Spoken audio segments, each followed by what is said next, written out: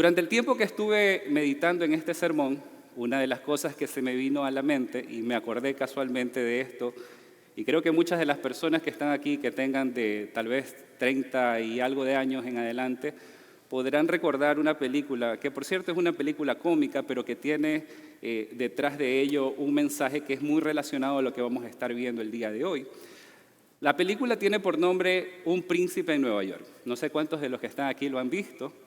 Y si se recuerdan esa película, al principio prácticamente de la película, hay una escena donde aparecen el rey y la reina, y al otro extremo de la mesa, una mesa como de alrededor de unos 30 metros, que era un poco cómico verlos a los dos comiendo, o a las dos partes comiendo, tanto a los padres como al hijo, y se comunican a través de un dispositivo por medio del cual le dice, buenos días, hijo, el otro le responde, buenos días, padre. Entonces, en la conversa, cuando se va desarrollando, llega un punto donde el hijo ya al haber cumplido 21 años tenía la necesidad de tener una esposa. Y él le dice al padre, padre, en realidad yo quisiera tener una esposa que me ame y que me siga, no tanto por quién soy yo o por lo que yo voy a darle a esa persona, sino realmente porque me ame por lo que mi ser es, por cómo yo soy, no por el cargo que yo ostento, sino por quién realmente soy yo. ¿Y por qué entonces hacemos referencia a esta historia? Porque de alguna forma nos está revelando algo que es muy profundo y que, como les acabo de hacer ver, aún los mundanos conocen esto.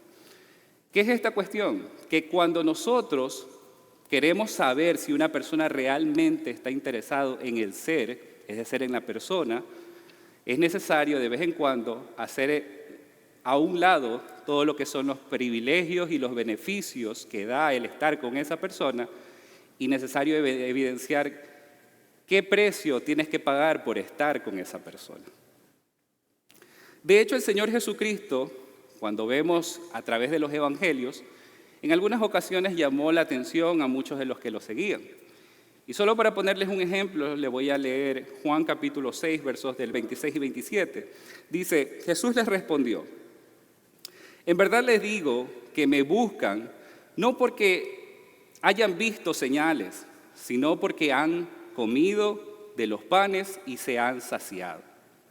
Después les dice el Señor, trabajen no por el alimento que perece, sino por el alimento que permanece para vida eterna, el cual el Hijo del Hombre les dará, porque Él es a quien el Padre, Dios, ha marcado con su sello. Entonces vemos como aquí el Señor Jesucristo les está diciendo a las multitudes, si ustedes me siguen, no es tanto por las señales que yo manifiesto, porque ¿qué manifestaban las señales? Si recordamos la historia de Nicodemo cuando va delante de Jesucristo, le dice, Señor, sabemos que tú has venido de parte de Dios, porque nadie haría estas señales si no viniera de parte de Dios. Entonces las señales declaraban quién era Él, y el Señor está diciéndoles aquí, ustedes no me siguen por eso, ustedes me siguen realmente porque quieren solamente beneficiarse de lo que les puedo dar, en este caso de la comida. En el pasaje que vamos a estar analizando el día de hoy, el Señor hace algo similar. Él omite todos los beneficios producto de seguir a Cristo y se enfoca específicamente en lo que vendría a ser el costo de seguirlo a Él. Y veremos más a profundidad la razón de por qué Él hace lo que hace. Él deja en claro que seguirlo a Él no tiene nada que ver con que Él nos esté ofreciendo comodidades, que Él nos esté ofreciendo opulencias, tal vez riquezas y ni aún seguridad. Seguir a Cristo tiene un costo inherente y ese costo se manifiesta cuando lo seguimos por quien Él es decir, el Señor y el Salvador de nuestras almas. Y no solamente por los beneficios que nosotros pensamos que vamos a adquirir de parte de Él. El sermón del día de hoy tiene como nombre Seguir a Cristo. ¿Están dispuestos a pagar el precio? Permítanme leerles el pasaje en el cual estaremos reflexionando y estudiando. Está en Lucas capítulo 9, versículos del 57 al 62. Dice así la palabra de Dios. Mientras ellos iban por el camino, uno le dijo, te seguiré a donde quiera que vayas. Las zorras tienen madrigueras y las aves del cielo nidos. Le dijo Jesús, pero el Hijo del Hombre no tiene dónde recostar la cabeza. A otro le dijo, ven tras mí. Pero él contestó, Señor, permíteme que vaya primero a enterrar a mi Padre. Deja que los muertos entierren a sus muertos. Le respondió Jesús, pero tú ve y anuncia por todas partes el reino de Dios. También otro dijo, te seguiré, Señor, pero primero permíteme despedirme de mi casa. Pero Jesús le dijo, nadie que después de poner la mano en el arado mira atrás es apto para el reino de Dios. Permítanme volverles a leer los versos 57 y 58 del primer punto, que es renunciar a la comodidad. Dice así, mientras ellos iban por el camino, uno le dijo, te seguiré a donde quiera que vayas. Las zorras tienen madrigueras y las aves del cielo nidos, le dijo Jesús, pero el Hijo del Hombre no tiene donde recostar la cabeza. Para entender mejor este pasaje, es necesario, y les voy a hacer un breve resumen de lo que previamente se leía en los versículos anteriores a esto. La narrativa anterior nos vive diciendo que el Señor Jesucristo iba de camino a Jerusalén. Y en ese trayecto ellos pasaban de aldea en aldea. Y entre esas aldeas pasaron por Samaria.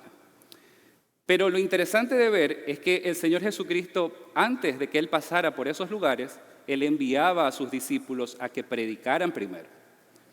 Y vamos a entender más adelante por qué Él hace eso y por qué usa las referencias que usa. De hecho, cuando uno lee solo este pasaje, a uno le llama la atención que de repente, de la nada, aparezca una persona y le diga, te seguiré a donde quiera que vayas. Y uno dice, pero ¿por qué? Cuando usted entiende el pasaje anterior o los pasajes anteriores, entonces entiende que Jesucristo ya había enviado a discípulos a predicar acerca del reino de Dios. Por ende, ya existía la inquietud en ellos. Al ver a Jesucristo, pues obviamente, ¿qué es lo que les nace a ellos? Decir cosas como la que vemos en este primer aspirante a discípulo, que le dice, te seguiré a donde quiera que vayas. A primera vista, este discípulo parece muy loable en su expresión. Parece algo muy sincero cuando él le dice, Señor, yo te seguiré a donde quiera que vayas. Sin embargo, cuando vamos a ver la narrativa que sigue después, nos damos cuenta que probablemente esta exclamación fue una exclamación apresurada.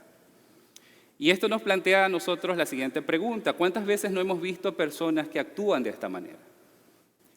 Y por ponerles un ejemplo, aquí en la iglesia nosotros tenemos la costumbre de que todos los que formamos parte de la membresía y aún personas que no son parte de la membresía pueden incluirse dentro de diferentes servicios.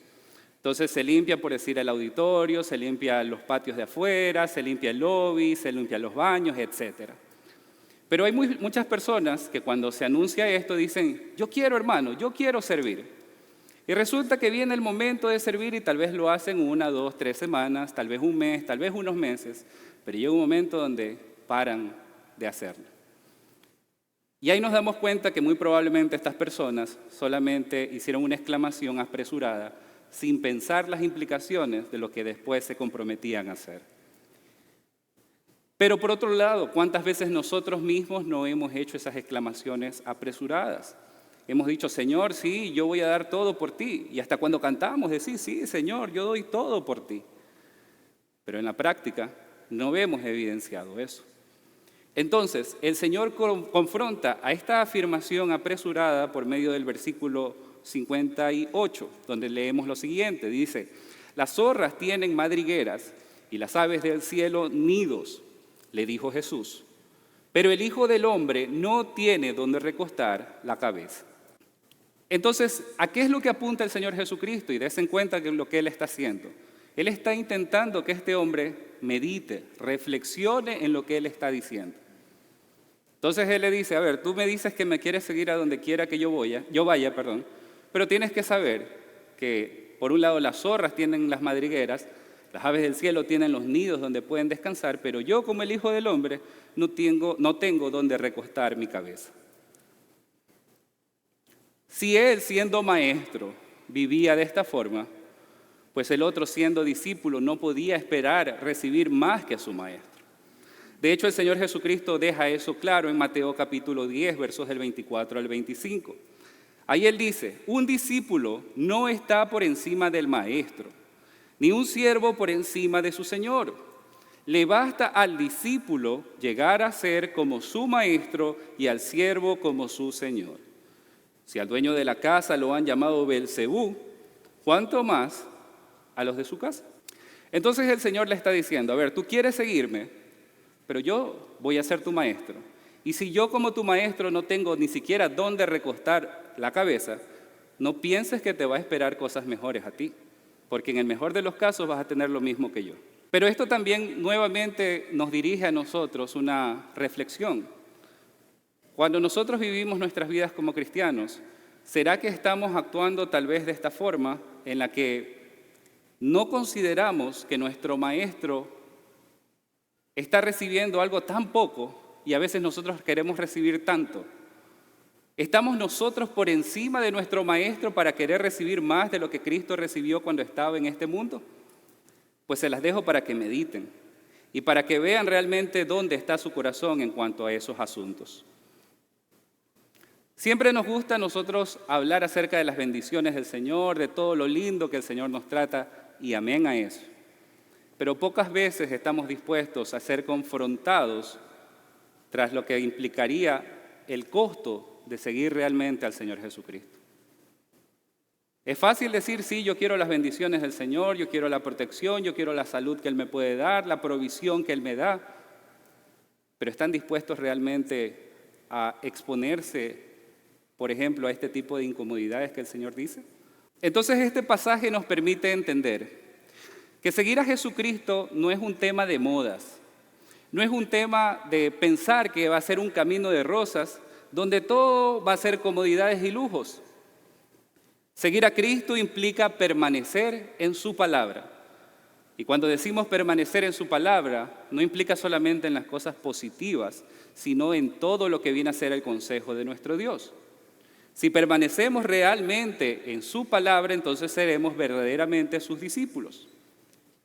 En Juan capítulo 8, versos del 31 al 32, el Señor nos dice: entonces Jesús decía a los judíos que habían creído en Él: si ustedes permanecen en mi palabra, verdaderamente son mis discípulos y conocerán la verdad, y la verdad los hará libres. Hoy en día muchos predican, y yo creo que la gran mayoría de los que estamos aquí alguna vez habremos escuchado al menos lo que se llama el Evangelio de la prosperidad. En este evangelio se proponen cosas como las que les voy a leer. Muchos de ellos dicen: Dios quiere que vivas tu mejor vida ahora. Pero también pueden decir cosas como: la salud y la riqueza son tu derecho divino, reclámalas. Pero también otros dicen que la evidencia de la relación con Dios es la prosperidad material. Pero esto es algo que es totalmente alejado de lo que Cristo enseñó. Estas personas lo que hacen simplemente es presumir de sus posesiones. Muchos de ellos tienen mansiones de lujo, carros también de lujo, tienen yates inmensos, tienen jets privados, tienen una vida en opulencia y con comodidades excesivas, mientras que la gran mayoría de su congregación vive en pobreza. Estos prometen algo que realmente el Evangelio no promete y pretenden vivir en comodidades mientras toda su congregación, o la gran mayoría de ella, simplemente está peleando supuestamente por esforzarse en sus vidas espirituales para que Dios los bendiga, y nunca sucede lo que ellos le prometen. Pero Cristo no enseñó tal cosa. Les voy a dejar solamente unos versículos que los pueden leer en casa y voy a leer uno de ellos. Lucas capítulo 9, verso 23, Marcos 8, verso 34, y el versículo que les voy a leer el día de hoy está en Mateo capítulo 16, verso 24 al 26. Dice así: entonces Jesús dijo a sus discípulos: si alguien quiere venir en pos de mí, niéguese a sí mismo, tome su cruz y que me siga. Porque el que quiera salvar su vida, la perderá. Pero el que pierda su vida por causa de mí, la hallará. Pues ¿qué provecho obtendrá un hombre si gana el mundo entero, pero pierde su alma? ¿O qué dará un hombre a cambio de su alma? Y entonces, ¿es compatible o no el famoso Evangelio de la Prosperidad, lo que acabamos de leer? Yo creo que no. ¿De qué te sirve ganar todo este mundo si al final de tus días vas a lograr haber perdido tu alma? No te sirve de nada. O como dice en la última pregunta, ¿qué dará un hombre a cambio de su alma? No importa cuántos bienes puedas tener, jamás vas a poder dar esos bienes para salvar tu alma. Entonces, predicar un evangelio fácil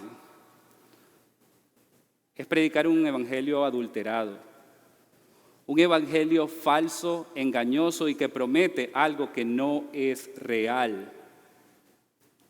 Por eso muchas personas cuando entran al evangelio y ven que esto no se cumple, terminan aborreciéndolo y diciendo he vivido una mentira. Por eso es necesario predicar el evangelio como es él. Ser fieles a lo que la palabra dice y no a lo que hombres perversos y vanidosos hablan. El evangelio tiene muchos beneficios, sí tiene muchos beneficios. Pero también es necesario para nosotros que sepamos que también tiene un costo inherente. De hecho, Jesucristo lo ilustra de esta forma. En Lucas capítulo 14, versos del 28 al 29.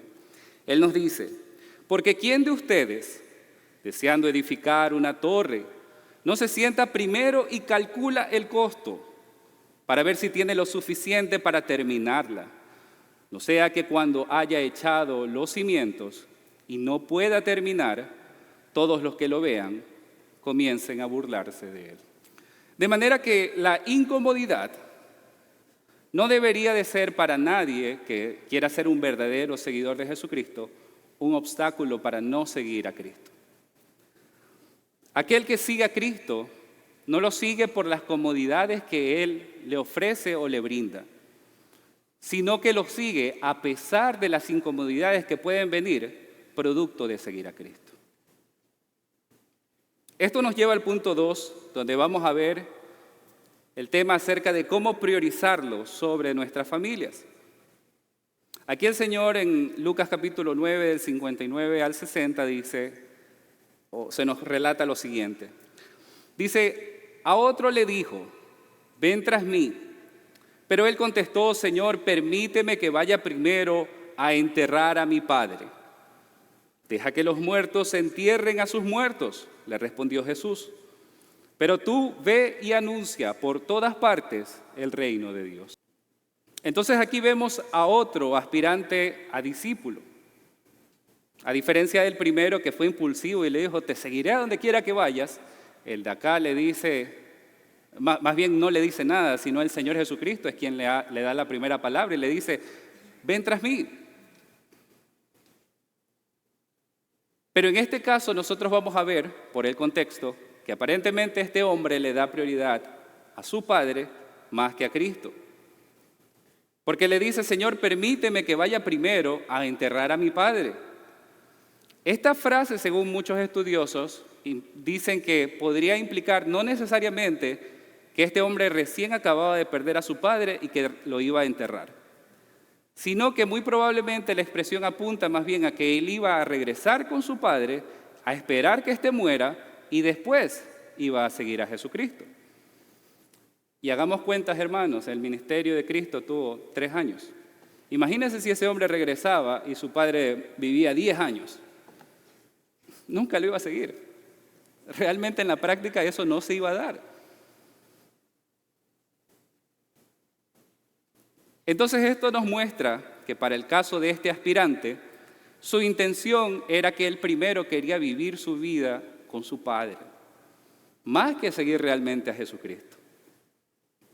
De hecho, Jesucristo en muchos de sus pasajes, o en muchos de los pasajes que las Escrituras hablan acerca de este tema, refiere cosas como las que vamos a leer. De hecho, uno de ellos es Mateo capítulo 10, del 37 al 38, Pero otro pasaje paralelo y similar a este es Lucas capítulo 14, versos del 25 al 27. En este pasaje leemos lo siguiente, dice: grandes multitudes acompañaban a Jesús, y él volviéndose les dijo: si alguien viene a mí y no aborrece a su padre y madre, a su mujer e hijos, a sus hermanos y hermanas, y aún hasta su propia vida, no puede ser mi discípulo. El que no carga su cruz y me sigue, no puede ser mi discípulo. Ahora, esto no quiere decir que nosotros debemos de despreciar, de abandonar o de ser irresponsables con nuestros familiares. Esa no es la intención del pasaje. Si bien es cierto, usted lee que dice que deben de aborrecerlos, pero esto es una expresión o una forma en que se expresaban en esa época. Para hacer el énfasis o el contraste entre dos posiciones que son radicalmente diferentes, pues hay la necesidad de ponerlos a los unos como que los amas y a otros como que los aborreces, para que entiendas la diferencia que existe entre estas dos posturas. Lo que el Señor demanda en este pasaje es que en su corazón o el corazón de cada uno de nosotros sea un corazón que solamente sea de Él. Y no solo parcialmente, sino a totalidad. Es decir, para nosotros no debería de haber una competencia por ver quién es el dueño de nuestro corazón. Eso ya debería ser establecido. Y Cristo debería de reinar por sobre todas y cada una de nuestras relaciones. Nuestro amor prioritario por Cristo jamás se va a ir en contra de nuestras familias. Más bien, invertir las prioridades produce un daño a nuestras familias. Cuando yo no priorizo a Cristo en mi vida, más bien ahí estoy haciéndole un daño a mi familia. Y les voy a poner solo 2 ejemplos para que los puedan también meditar y tal vez pueden pensar en muchos otros. En el ejemplo de mi relación con mis hijos, si yo digo amar a mis hijos, tanto los amo que jamás los corrijo, pues puedo caer en desobedecer a mi Señor cuando Él me manda a corregir a mis hijos. Proverbios capítulo 13, verso 24 dice: el que evita la vara odia a su hijo, pero el que lo ama lo disciplina con diligencia.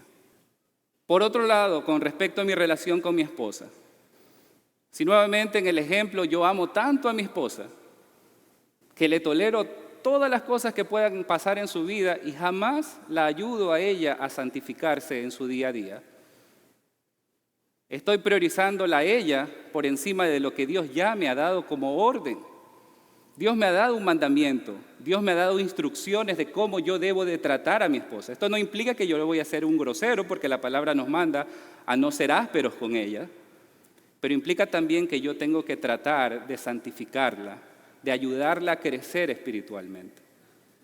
En Efesios capítulo 5, del 25 al 26 nos dice: maridos, amen a sus mujeres, así como Cristo amó a la iglesia y se dio Él mismo por ella, para santificarla, habiéndola purificado por el lavamiento del agua con la palabra.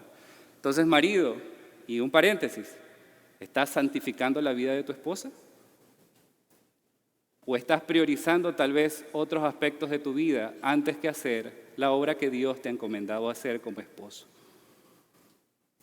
Entonces, como ven en los pasajes que acabamos de leer, amar y seguir a nuestro Señor Jesucristo no debería de ser un impedimento para mostrar un amor adecuado y correcto a nuestros familiares.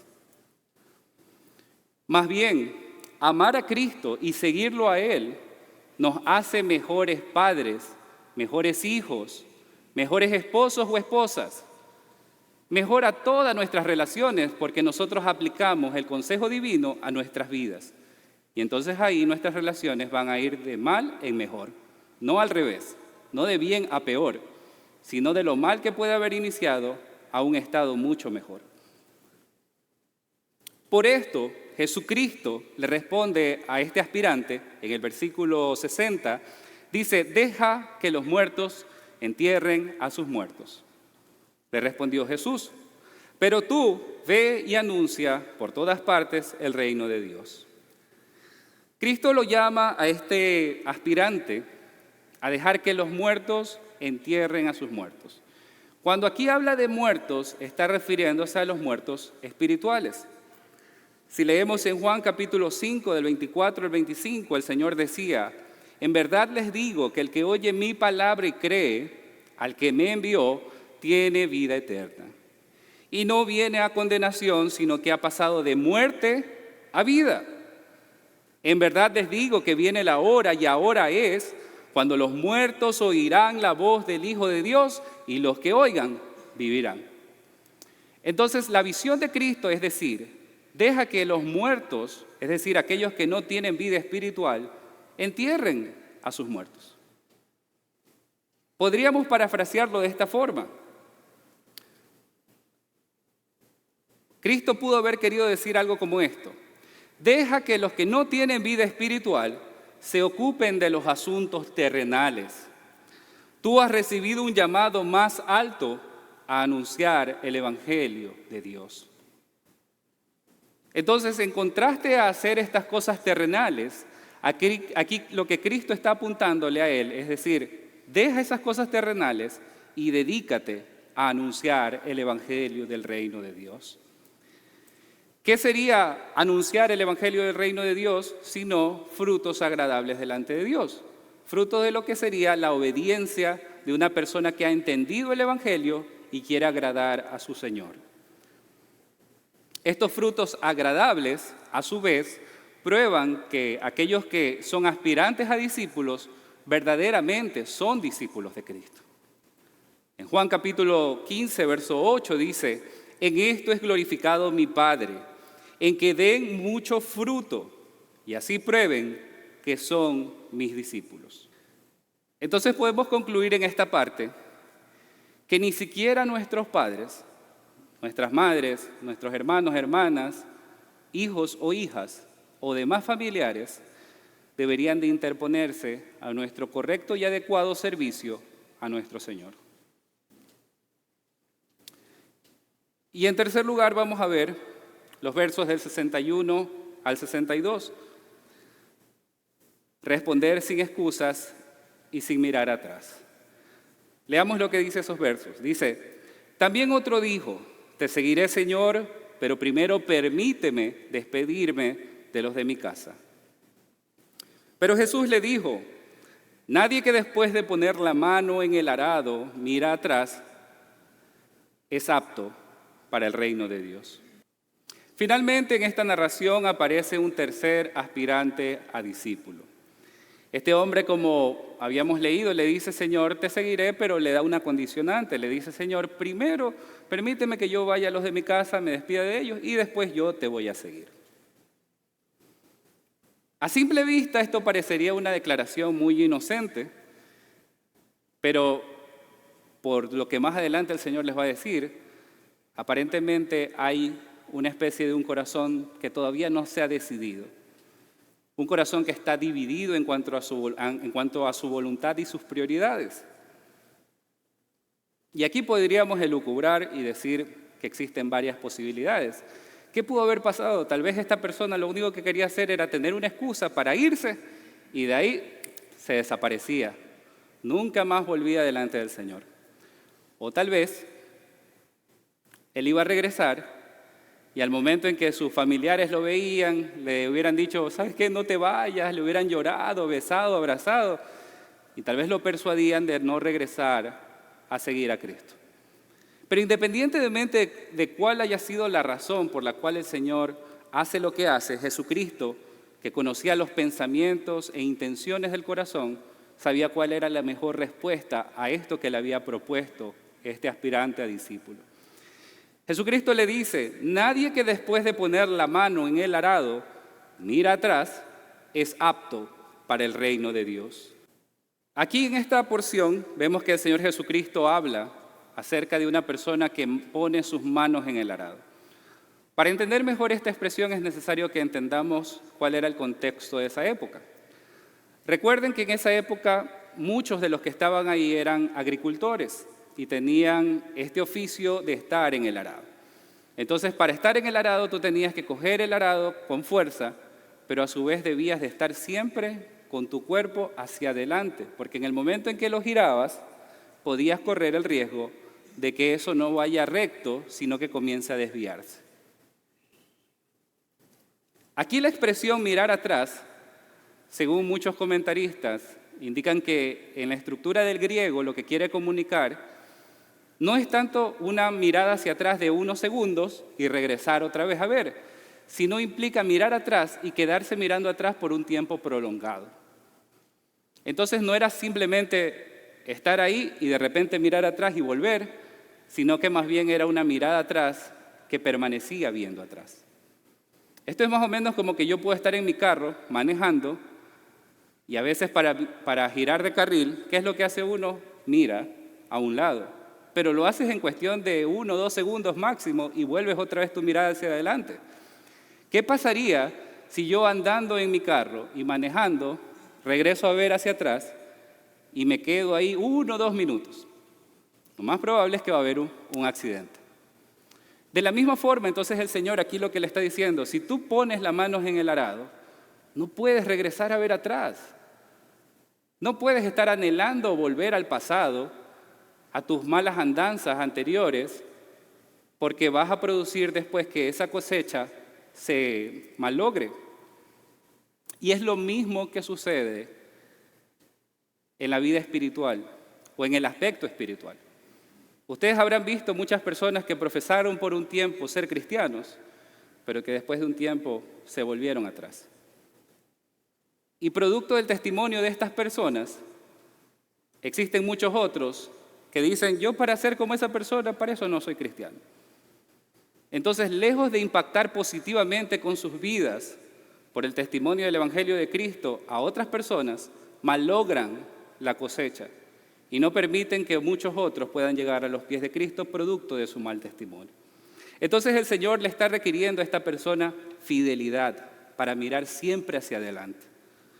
De hecho, la palabra nos manda en Hebreos capítulo 12, verso 2, dice, puestos los ojos ¿en quién? En Jesús, el autor y el consumador de la fe, quien por el gozo puesto delante de él soportó la cruz, despreciando la vergüenza, y se ha sentado a la diestra del trono de Dios. Entonces vemos que este es un llamado a mirar a Jesucristo en todo momento. No mirar atrás y no andar anhelando nuestras vidas pasadas, nuestras ambiciones en las cosas del mundo. Primera de Juan capítulo 2, versos del 15 al 17 dice, no amen al mundo ni las cosas que están en el mundo. Si alguien ama al mundo, el amor del Padre no está en él.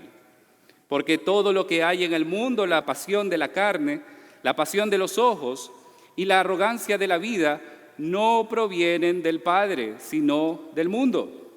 El mundo pasa y también sus pasiones, pero el que hace la voluntad de Dios permanece para siempre. Entonces, el llamado de Cristo es un llamado a tener una vida de fidelidad. A que no dudemos si obedecer o no obedecer, sino más bien que creamos y producto de nuestra creencia en Dios, en este caso en Jesucristo, pues nosotros obedecemos y lo seguimos. Pensemos en lo siguiente. Si yo tengo que emprender un negocio y parte de mi negocio necesita una cualidad clave en uno de mis empleados, que es que esta persona sea fiel, ¿ustedes creen que yo voy a poner a una persona que muy probablemente está hablando con la competencia? O que de alguna forma se relaciona con ellos y que todavía sigue en amistad con ellos. Sería absurdo pensar que yo le voy a delegar un rol de responsabilidad a esa persona y voy a arriesgarme a que esa persona después me sea infiel. Entonces el Señor está requiriendo de nosotros como cristianos que si vamos a seguirlo, seamos fieles en lo que hacemos. El no ser fieles al Señor va a afectar la obra de nuestro Dios, como les había dicho hace un rato. Por esto es necesario que nosotros como cristianos nos sometamos en todo momento al Señor, para que podamos resistir aún los embates de Satanás, cuando aún tiene que Él usar a nuestros familiares para distraernos de lo que verdaderamente debería de ser nuestro norte, es decir, el Señor Jesucristo. Santiago 4, versos del 7 al 8 dice: por tanto, sométanse a Dios, resistan pues al diablo y huirá de ustedes. Acérquense a Dios y Él se acercará a ustedes. Limpien sus manos, pecadores, y ustedes, de doble ánimo, purifiquen sus corazones. En esta expresión, doble ánimo, quiere comunicar la idea de una lealtad dividida. Una lealtad que no está bien definida. Y miren el consejo de Santiago. ¿Qué les dice? Purifiquen sus corazones. ¿Dónde está el origen de ese doble ánimo? En sus corazones. ¿Qué realmente están teniendo en sus corazones para que entonces tengan esa lealtad dividida? Cuando venimos a Cristo, debemos de procurar mantenernos concentrados totalmente en Él, de renunciar a nuestra vida pasada y ser constantes para avanzar entonces sin distracciones. Para el verdadero discípulo de Cristo, Cristo lo es todo. Y como Cristo lo es todo, entonces está dispuesto a darlo todo. Primera de Corintios capítulo 2, verso 12 dice: y nosotros hemos recibido no el espíritu del mundo, sino el espíritu que viene de Dios, para que conozcamos lo que Dios nos ha dado gratuitamente. Hermanos, quien conoce a Cristo verdaderamente, valora en toda su magnitud lo que Él nos ofrece. Cristo mismo, y aquí les voy a decir solamente un versículo de varios que podrían haber, donde Cristo habla acerca de aquellos que, digámoslo en pocas palabras, se sacrifican por causa de Él. Dice en Mateo capítulo 19, verso 29, dice: y todo el que haya dejado casas, o hermanos, o hermanas, o padre, o madre, o hijos, o tierras, por mi nombre, recibirá 100 veces más y heredará la vida eterna. Fíjense que ahí dice recibirá 100 veces más. Y alguno dirá, a ver, miremos a los discípulos. Si uno dejó una casa, nosotros no vemos en ningún relato que diga que el Señor les dio 100 casas. Ni vemos tampoco que hayan dejado un hijo y el Señor les dio 100 hijos. Ni una hectárea de terreno y de repente aparecieron 100 hectáreas. Entonces, ¿qué nos deja ver esto? Que la visión de Jesucristo es una visión espiritual cuando Él dice que recibirán 100 veces más. Lo que en sí Él quiere comunicarnos aquí es que lo que Él nos va a dar es 100 veces mejor que lo que nosotros podemos tener en este mundo. Y por si esto no nos pareciera poco, al final dice, y heredará la vida eterna. ¿Qué más quieren para seguir a Cristo? ¿Es poca cosa lo que el Señor nos ofrece? Yo creo que no. Entonces, cuando nosotros comprendemos quién es Cristo, el valor de Él y de su salvación, entonces cualquier sufrimiento será reducido a nada, algo insignificante, y entonces estaremos dispuestos a darlo todo con gozo. Aquí les voy a dar un ejemplo. Supongamos que viene una persona que está vendiendo un diamante y que viene y se acerca a una persona que no conoce nada de diamantes. Esta persona se acerca y le dice, oiga señor, fulanito de tal, mire, le estoy dando este diamante, pero para que usted reciba este diamante tiene que darme su casa. Entonces esa persona se pone a pensar, a ver, ese diamante a lo mucho debe valer $5,000. Y mi casa vale $80,000. O sea, yo no voy a dar una casa de $80,000 por un diamante de solo $5,000. Y le dice, ¿sabe qué, señor? Síganos más adelante, yo no voy a comprar ese diamante.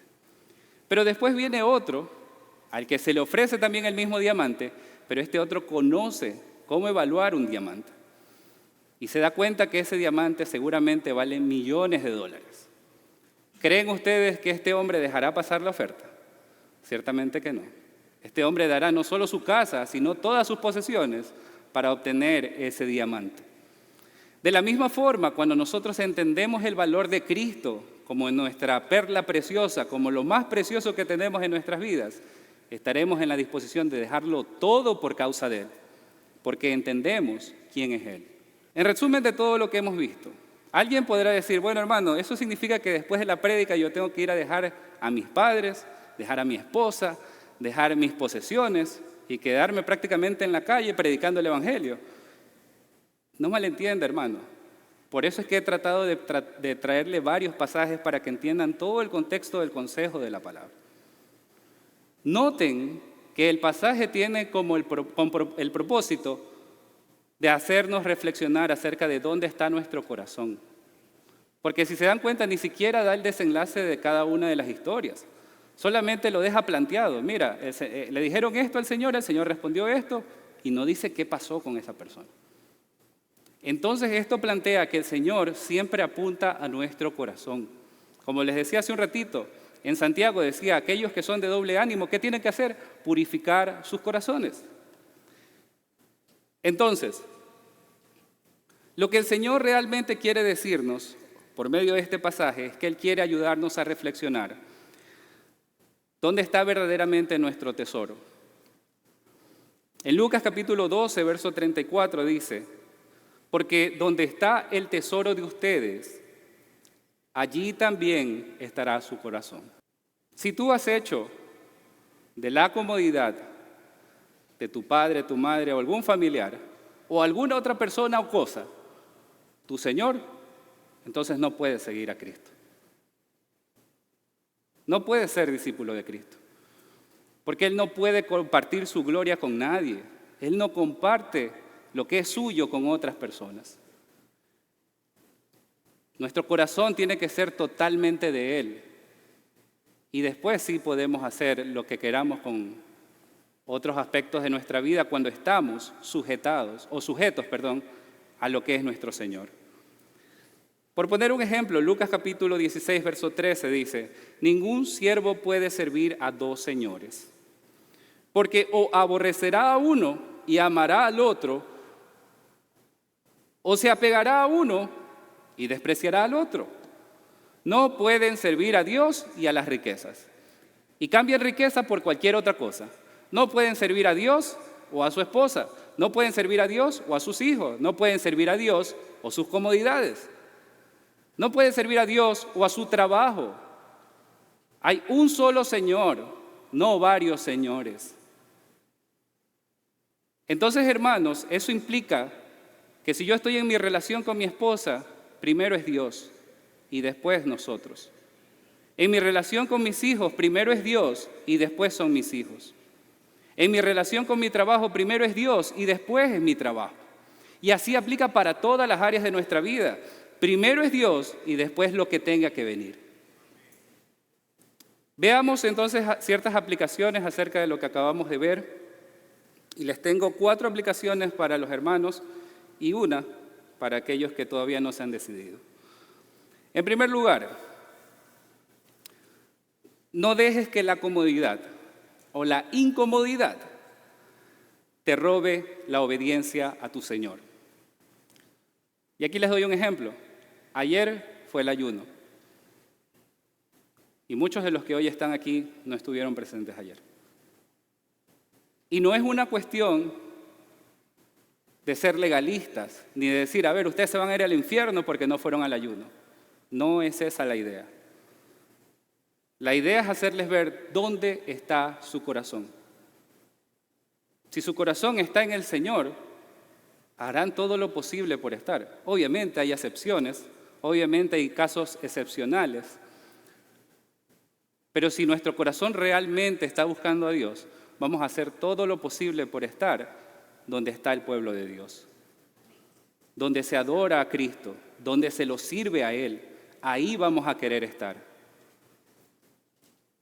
En segundo lugar, ama a tu familia, pero nunca la pongas por encima de tu amor o de tu llamado a Cristo Jesús. No permitas que el amor por ellos obstaculice tu obediencia a tu Señor.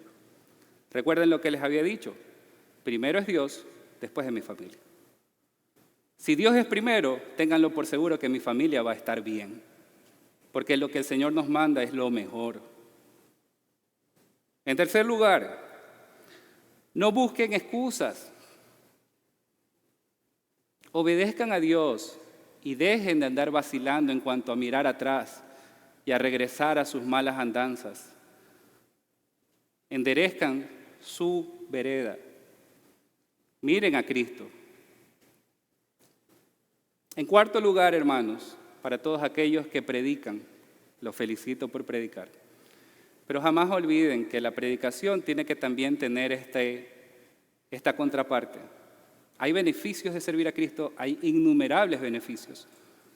Pero también es necesario que al pecador no se le mienta, ni se le diga, ¿sabe qué? Usted si viene a Cristo, usted de aquí en adelante no va a sufrir nunca más. Porque en el momento en que venga el sufrimiento se va a sentir mal, se va a desanimar y va a decir, ¿sabe qué? Yo voy a dejar, porque lo que me dijeron no era verdad.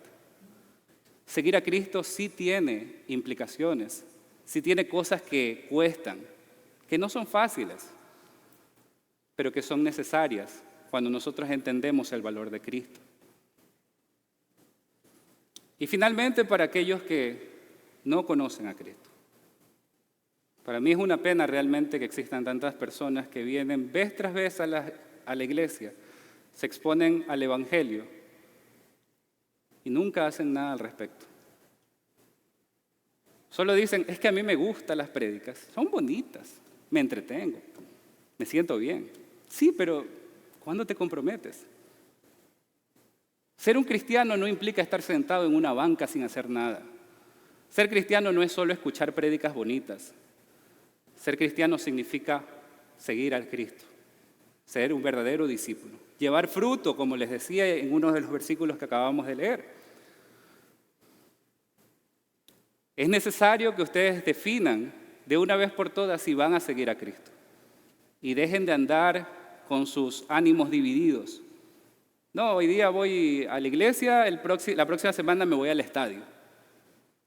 Hoy me voy a la iglesia, la próxima semana viene un familiar y me quedo en la casa.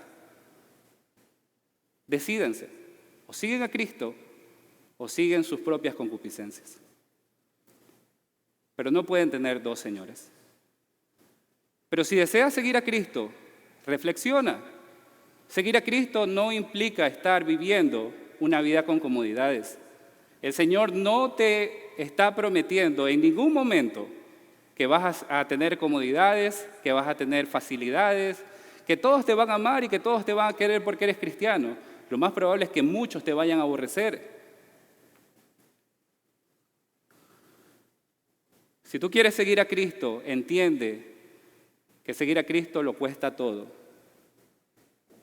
Pero seguir a Cristo vale la pena, porque Él lo vale todo y mucho más. Así que te dejo con esta pregunta. ¿Estás dispuesto a pagar el costo por servir a Cristo y por ser su discípulo? Medita en eso. Oremos, hermanos.